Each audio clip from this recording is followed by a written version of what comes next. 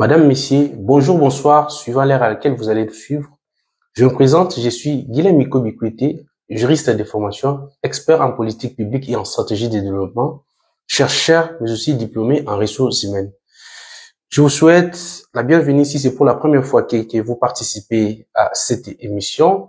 Je rappelle que nous sommes Stratégie et Développement TV, une chaîne YouTube. Une façon pour vous de nous aider à continuer à faire ce travail, c'est de vous abonner, mais aussi de cliquer sur la cloche de notification et de partager nos émissions pour une large diffusion. Aujourd'hui, on va essayer de commenter un sujet d'actualité, comme nous le savons tous, la résolution qui vient de tomber condamnant le Rwanda et ses supplétifs MC-M23, la résolution 2773, qu'on va essayer de discuter ici avec comme thème que j'ai dit la RDC, comprendre les résolutions 2773 du Conseil de sécurité de l'ONU et ses implications. On va essayer de voir. Et sans tarder, pour arriver à mieux analyser ces sujets, il y aura plusieurs points que nous allons commencer à balancer. Puisque c'est un sujet un peu varié, je vais aller méthodologiquement, pédagogiquement pour que nous comprenions ensemble le sujet et la pertinence des sujets, puisque c'est un sujet délicat, pour que nous ne zappions pas que nous devons capitaliser cet avantage sur base de cette résolution. Quels sont ces points? Je vais les lire. 1. C'est quoi une résolution du Conseil de sécurité? Quelle est sa portée face à certaines situations données et comment ça marche? On va parler ça, c'est le premier point.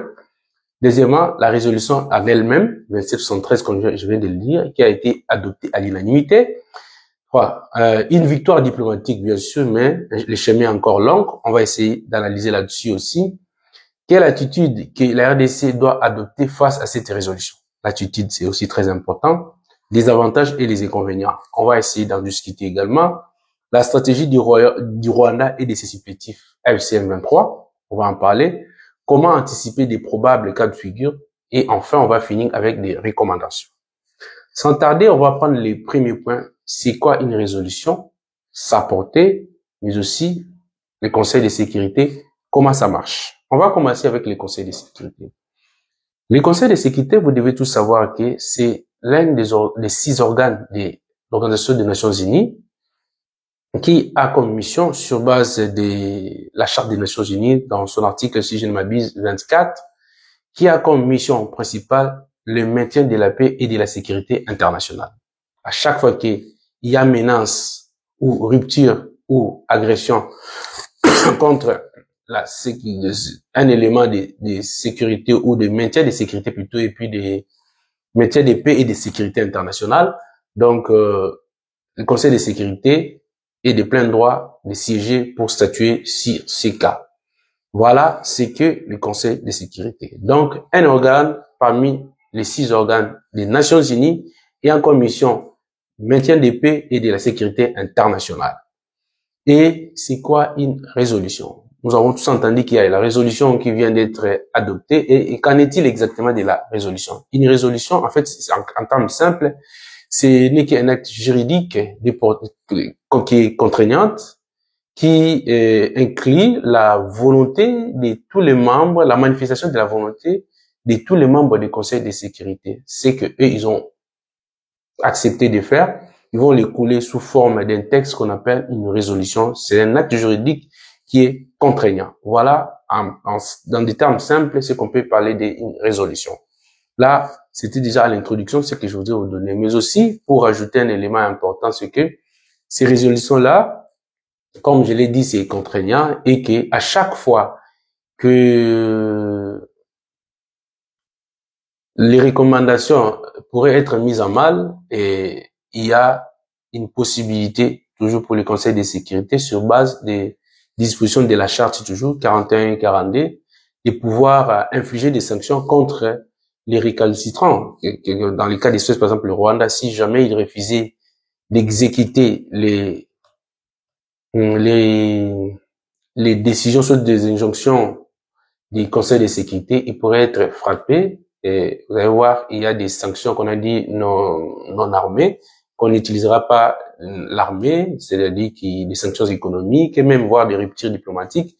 Il y en a plusieurs si on lit les dispositions de la charte spécialement l'article 41, 42, qui en détaille les différentes sanctions qui peuvent tomber sur la partie qui ne s'exécuterait pas, la partie qui est condamnée, bien sûr, puisque l'acte condamne clairement le Rwanda. Voilà ce que je pourrais dire. Alors, on va passer directement au deuxième point pour que vous compreniez exactement de quoi il s'agit.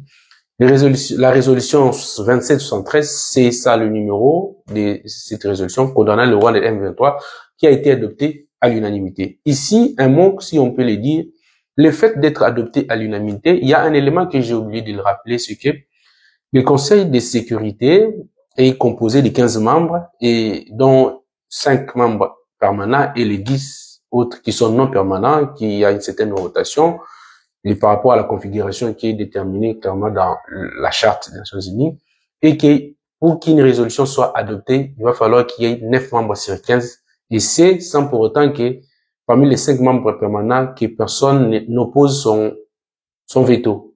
Mais un membre permanent peut s'abstenir de voter, mais cela ne va entacher en rien la validité de l'adoption d'une résolution dans ces cas d'espèce.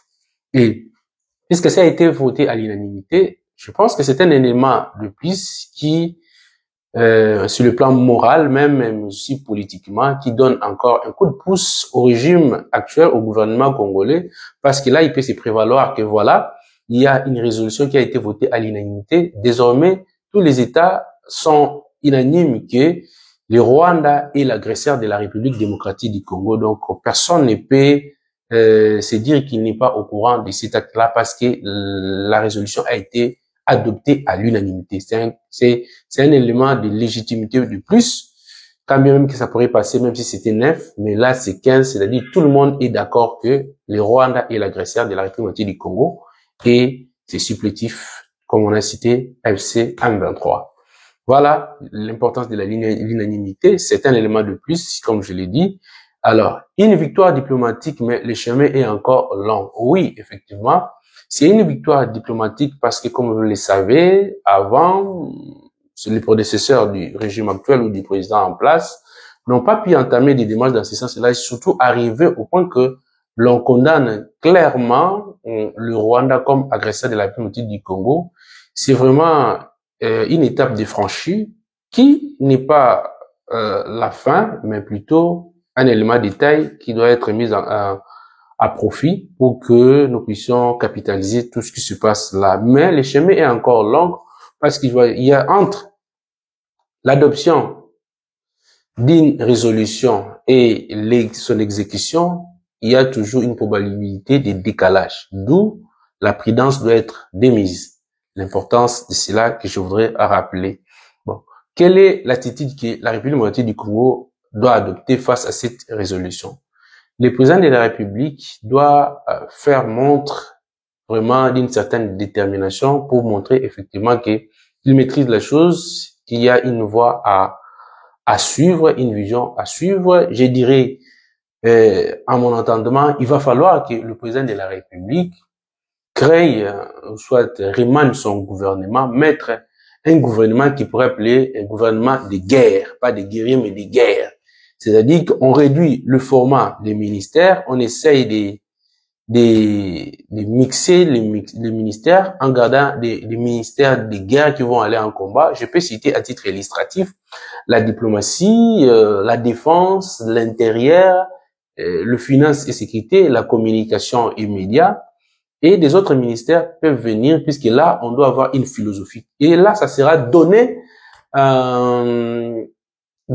une information au monde que voilà, on prend ça au sérieux et voilà, on se réorganise pour profiter de cette situation qui vient de nous arriver parce que nous savons tous quand est-ce que les négociations commencent et quand ça finit, on ne sait pas. Donc, la prudence doit être de mise. On doit voir qu'est-ce que nous devons faire en cet instant-ci. C'est très important. C'est pourquoi je rappelle cela.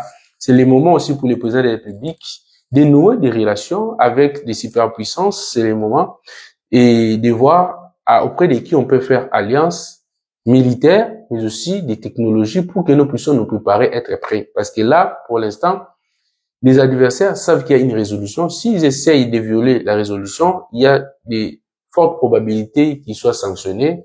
Il y aura quand même un temps mort que nous devons en profiter pour nous réorganiser afin de pouvoir se préparer parce que la guerre est encore là et nous devons en être conscients.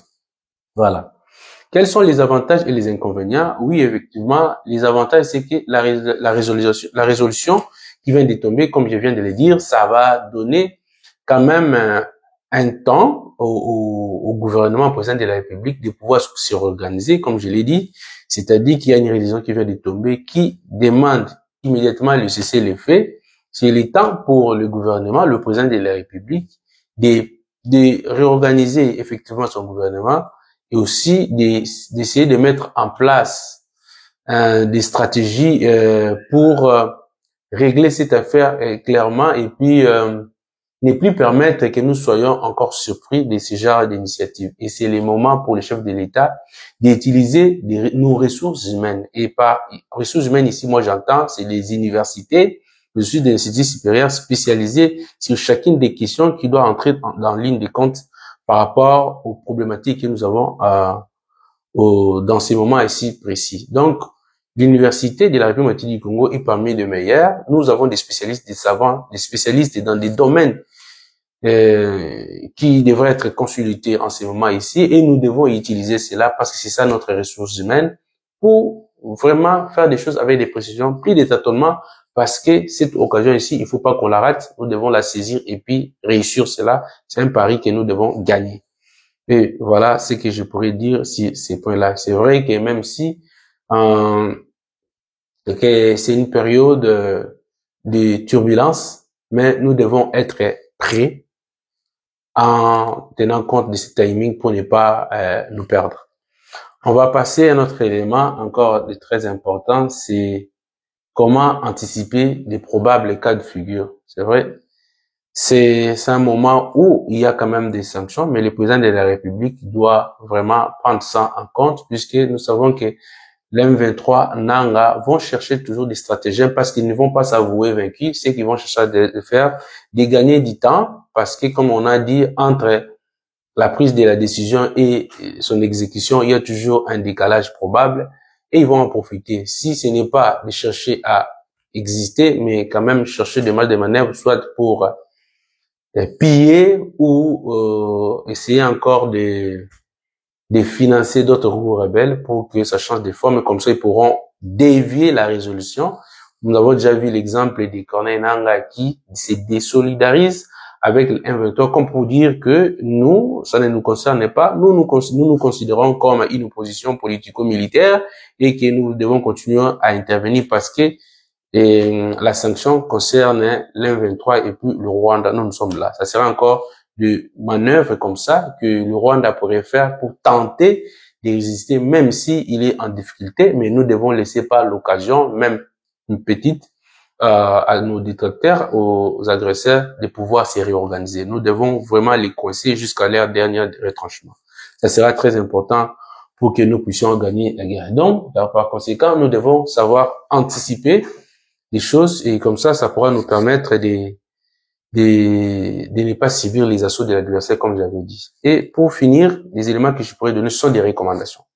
La première des recommandations que nous pouvons donner, c'est d'abord que le président de la République doit renforcer sa sécurité. Parce que c'est pendant cette période où lorsque les adversaires se sentent coincés, ce qu'il leur reste de chercher comment faire tomber le régime. Donc, pour chercher tous les manières possibles, le président de la République doit organiser sa sécurité. Et un autre élément, comme je l'ai dit, nous devons maintenant, pour que nous puissions ne plus tomber, mettre en place un task force qui devait être constitué des universités et des instituts supérieurs spécialisés dans chacune des questions qui devaient entrer en ligne de compte pour que nous puissions mettre des hypothèses, des stratégies, aussi créer des partenariats en ces moments ici, puisque là, c'est les rapports de force. Puisqu'il y a une résolution qui tombe à notre avantage, en ce qui concerne le rapport de force actuellement, nous sommes en position de force. Et donc, les partenariats, comme nous sommes dans les relations internationales, il n'y a pas d'amis, il n'y a que d'intérêt. L'intérêt, certains partenaires, il faut nous considérer, ils disent que non, nous sommes quand même en position de force. Ils peuvent venir quand même négocier avec nous et pour que gagnant-gagnant, si je peux le dire simplement. Donc, nous devons vraiment en profiter pour faire tout dans un laps de temps record. Comme ça, on pourra vraiment nous ajuster calmement. L'armée, nous devons l'organiser, nous devons inciter la jeunesse à intégrer l'armée, organiser les cybertechnologies, sécurité, comme je l'ai dit, mais aussi l'administration, mais aussi les génies militaires, la communication et la nouvelle technologie de l'information, mais aussi les partenariats, comme je viens de le dire. Si nous saisissons bien cette opportunité et que nous les capitalisons, je pense que ça sera une victoire pour la République démocratique du Congo et puis le décollage pour nous et ça sera la fin de la guerre. Mesdames et messieurs, très chers internautes, c'était un réel plaisir pour moi de partager avec vous ces sujets. Je pense que ça vous a intéressé. Je vous remercie pour votre participation. Nous allons revenir à la prochaine pour un autre numéro. Quant à moi, je vous dis merci et à bientôt.